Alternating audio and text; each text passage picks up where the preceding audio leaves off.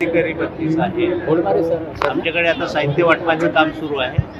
कुसमधील 14 कृषी मतदान केंद्र आमच्याकडे आहे. त्याचं साहित्य वाटप आज होत आहे.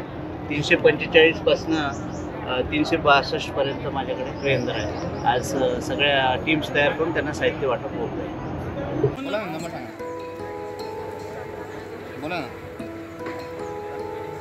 शीतल कोरडे, नागपूर पिटेस, सुषमा कदम.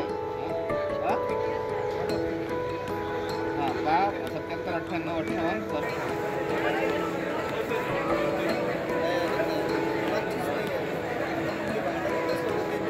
त्यांच्यासोबत काय काळजी घ्यायला सांगितली आहे, कशा पद्धतीने व्यवस्था आहे? नमस्कार.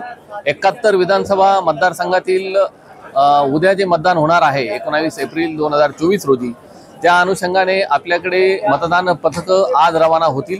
मतदान पथकांसोबत मतदान यंत्र म्हणजे एक CU, BU आणि VVPAT असे मतदान यंत्र राहतील. ते पूर्णतः आपण कॅन्डिडेट सेट करून सज्ज करून आपण त्यांना दिलेले आहे. उद्या सकाळी ते मॉकपोल घेऊन जी मतदानाची प्रक्रिया आहे ती चालू करतील. मतदान प्रक्रियेसाठी लागणारं इतर जे साहित्य आहे ते एका बॅगमध्ये आम्ही त्यांना दिलेलं आहे.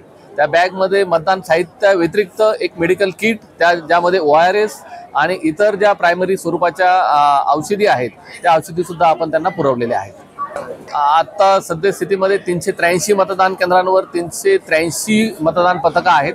383 मतदान पथकांसाठी आपण 56 स्कूल बसेस आणि 10 ST बसेस, त्याच पद्धतीने झोनल ऑफिसरसाठी आपण 35 जीपची व्यवस्था केलेली आहे.